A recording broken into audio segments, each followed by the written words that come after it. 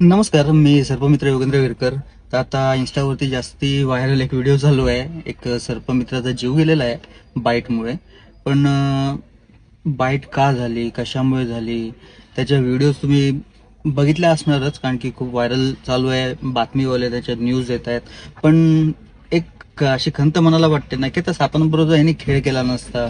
तुम्ही व्हिडिओ पण बघू शकता की त्या सापांबरोबर त्यांनी खेळ केला नसता, म्हणजे स्टंट केले नसते. पण त्यांनी सापावरती बरेच स्टंट केलेले आहेत अशा प्रकारचे की तुम्ही व्हिडिओमध्ये पण बघा. कारण की हे खेळ करणं पण एक गुन्हा आहे, ह्याला पण शिक्षा आहे कायद्याअंतर्गत. वन्यजीवांच्या बाबतीमध्ये खेळ केल्यानंतर त्यांना मारल्यानंतर पण शिक्षा असते.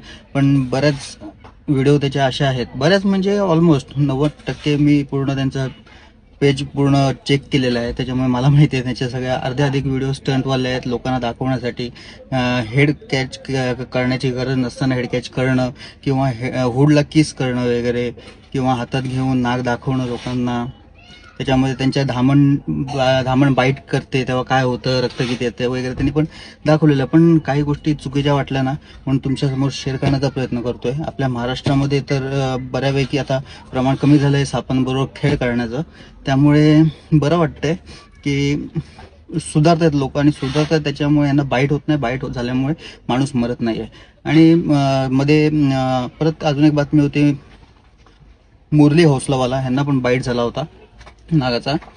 त्यांचा जीव वाचला कारण की त्यांनी तात्काळ हॉस्पिटलमध्ये धाव घेतली. थोडासा त्यांचा काय लेट पोचण्याचा इश्यू झाला, पण ते पोचण्याचा प्रयत्न झाला. ह्या ज्या माणसाला बाईट झालेला आहे तो लवकर पोचण्याचा प्रयत्न केला नसणार त्यांनी, 100%. नाही तर लवकर पोचला ना. कुठलाही बाईट असतो ते सर्पमित्राशी होती, तो त्याला माहिती असतं साप चावल्यानंतर काय होतं आणि काय नाही होत आणि काय करायचं असतं, कुठल्या ट्रीटमेंट असते. सरकारी दवाखान्यामध्ये जाऊन ट्रीटमेंट घ्यावी लागते. तर ते त्यांनी म्हणजे कसं असतं माहिती आहे का, एक ॲटिट्यूड असतो सर्पमित्राला, का नाही मी सर्पमित्र आहे वगैरे आणि मला साप चावला मला काय होत नाही वगैरे.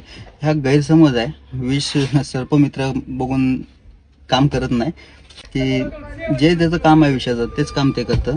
त्यामुळे सांगण्याचा प्रयत्न होता की तो स्टंट करायचा, त्याच्यामुळे ह्या गोष्टी झाल्या होत्या. आणि त्या जर नसत्या काय गरज नव्हती का. त्याची व्हिडिओमध्ये तुम्ही बघितली असेल, जेव्हा बाईट झालाय तो, त्या बाईटमध्ये ते स्किन काढत होते त्याची, ऍक्च्युली कात बोलतो आपण त्याला, ते काढण्याचा प्रयत्न करत होते. नैसर्गिकरित्या ती आपोआप निघून पण जाते, ती करण्याची गरज नव्हती. आणि 2-3 व्हिडिओ त्यांच्या तशाच आहेत. तर त्यामुळे सांगण्याचा एकच प्रयत्न आहे की आपण बरोबर स्टंट करू नका, अन्यथा जीव गमवावा लागेल. बाईट झाला तर होऊ दे, बाईटचा विषय नाहीये. पण बाईट झाल्यानंतर कुठले उपचार घ्यायला पाहिजेत, कुठले नाही घ्यायला पाहिजेत, हे स्वतःला सर्पमित्राला कळायला पाहिजे. त्यांचा पण जीव गेला नसता. जसं मुरली हौसलावाले वाचले तसे तो पण वाचला असता. त्यांना खूप मोठं केलं जातं आणि त्यांच्या हुड केसिंगच्या, हँडलिंगच्या, स्टंटच्या व्हिडिओ लोक म्हणजे बातमीवाले पण व्हायरल करतात. याचं थोडं वाईट वाटतंय, म्हणून ही व्हिडिओ बनवण्याचा प्रयत्न केलाय. सर्पमित्रांना पण सूचना आहे की आपल्या महाराष्ट्रातील बाहेरच्यांचं आपण बोलतच नाही, कारण की त्यांना समजून काय उपयोग नाही. आपल्या महाराष्ट्रातील सर्पमित्रांना एवढंच म्हणणं आहे की नका स्टंट करू. प्रत्येक साप प्रत्येकासाठी त्याचा जीव त्याच्यासाठी महत्वाचा असतो. आपला जीव आपल्यासाठी महत्वाचा आहे, जसं त्या प्राण्याला पण त्याचा जीव महत्वाचा असतो. त्याच्यामुळे स्टंट करू नका, त्यांना छळू नका, त्यांना रेस्क्यू करा व्यवस्थितरित्या, सोडून द्या. लोकांसमोर प्रदर्शन करण्याची गरज नाहीये. हात जोडून विनंती आहेत महाराष्ट्रातील सर्पमित्रांना सगळ्यांना.